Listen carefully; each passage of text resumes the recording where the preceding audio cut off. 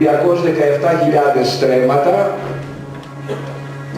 η οποία παραχωρήθηκε μαζί με όλο τον εξοπλισμό που είχαν οι προηγούμενες εταιρείες, με όλες τις ιδιοκτησίες, ας τις πούμε έτσι, που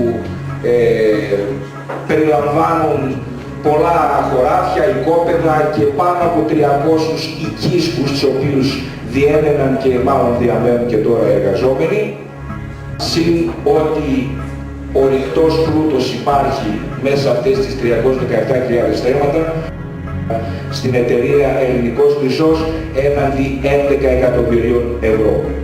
Τυπική περίπτωση οικονομικού σκανδάλου και ξεπουλήματος δημόσιας περιουσίας.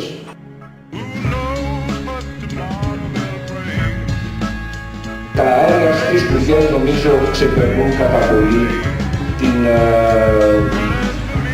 τη φέρουσα ικανότητα της περιοχής, ξεπερνούν την αντοχή που έχει η ουρανολογική χαρτιλική. Και το σύνολο του πετρώματος που πρόκειται να βγάλουν μέσα από την γη και να επεξεργαστούν είναι 146 εκατομμύρια τόνοι. Τα έργα που πρόκειται να γίνουν θα πιάσουν μια έκθεση μεγαλύτερη από 2.500 στρέμματα και επειδή δεν μπορούν να εξορίσουν το πέτρωμα ή τα ορυκτά αυτά, τα μεταλλεύματα και να τρέχουν νερά γύρω τους, θα πρέπει να στραγγίσουν την περιοχή, να την αποστραγγίσουν. Θα κάνουν 9 γεωτρήσεις που θα ακούουν νερό και οι οποίες θα φτάνουν μέχρι και περίπου 800 μέτρα βάθος από το σημείο που θα ξεκινάει και αυτό σημαίνει 140 μέτρα χαμηλότερα από την επιφάνεια της θάλασσας.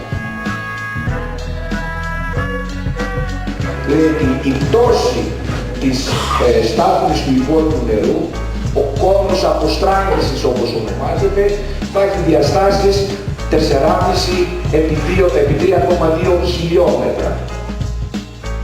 Επομένως, 14.500 στρέμματα δάσους θα έχουν χάσει το νερό που έχουν κάτω από τα πόδια τους, το πούμε έτσι.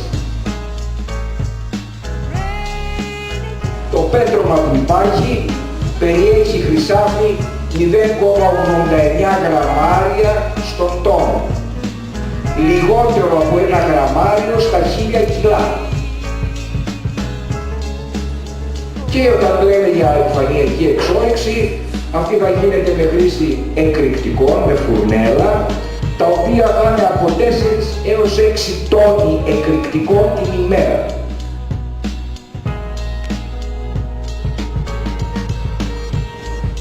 Πάνω από 2.000 τόνοι σκόνης την ώρα.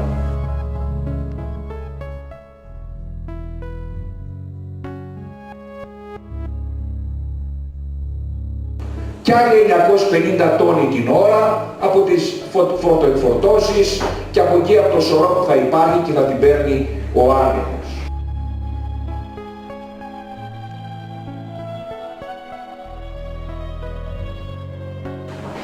Από τη σκόνη και μόνο ρύπανση όλου του περιβάλλοντος από τα βαριά μέταλλα που περιέχει αυτή η σκόνη. Χρησιμοποιούν 325 κιλά κυανίου κονενώσεων την ημέρα, το 24ωρο. Θα κάνουν 2 λεκάνες απόθεσης, τα τέρματα που λέγονται, και εκεί θα τα βάλουν. Και αυτές οι λεκάνες απόθεσης θα γίνουν με την κατασκευή 2 φραγμάτων. 2 φραγμάτων μέσα σε φυσικά ρεύματα. Και τα φράγματα θα έχουν ύψος το ένα 131 και το άλλο 143 μέτρα. Ο συνολικός όγκος των αποβλήτων που θα ρίξουν μέσα αυτά τα 2 φράγματα θα είναι 44 εκατομμύρια κυβικά μέτρα. Αυτές οι επιπτώσεις θα διαρκέσουν δεκαετίες και αιώνες. Κανείς δεν πρόκειται να έρθει να επενδύσει. Όλη η Χαλκιδική, με συγχωρείτε, θα μπει σε μια μαύρη λίστα και όχι μόνο η βορειοανατολική ή η βόρεια.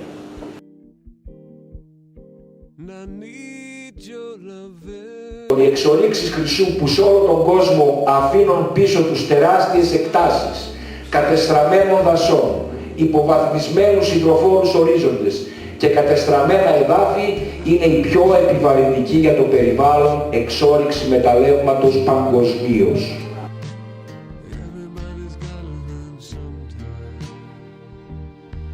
Έτσι σε λίγα χρόνια θα βλέπουμε μόνο πηγάδια και φράγματα με απόβλητα. Θα έχουμε δηλαδή ολοκληρωτική καταστροφή της Χαλκιδικής αλλά και της Βόρειας Ελλάδας, γιατί δεν σταματάνε τα σχέδιά τους στη Χαλκιδική, πιάνουν από το Κιλκής μέχρι και τον Εύρο. Υπάρχει ένα βίντεο το οποίο λέει «Μα τι φωνάζετε που θα γίνει ανοιχτό μεταλλείο στις Κουριές» και έχει άλλα ανοιχτά ορυχεία, μεταλλεία σε διάφορες περιοχές της Ελλάδας, τα οποία και όλα είναι μεγαλύτερα στην επιφάνεια, σε μήκος. Το θέμα είναι σε ποιο από αυτά έχουμε βάθος 220 μέτρα ή 300 έως 400, όπως λέει η ίδια η μελέτη περιβαλλοντικών επιπτώσεων σε κάποια άλλη σελίδα από αυτή που σας έδειξα.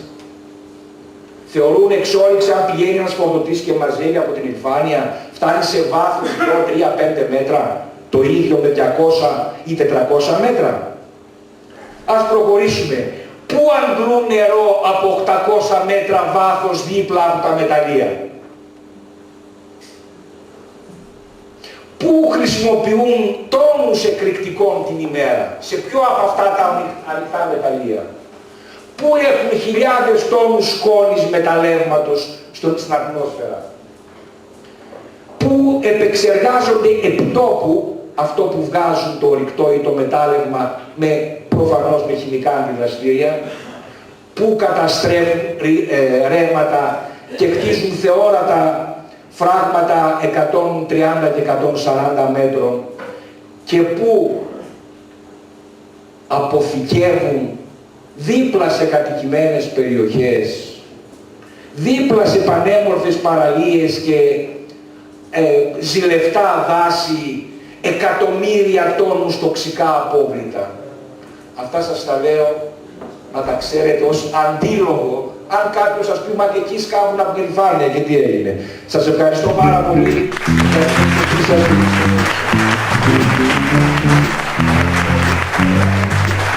Who knows what tomorrow will bring?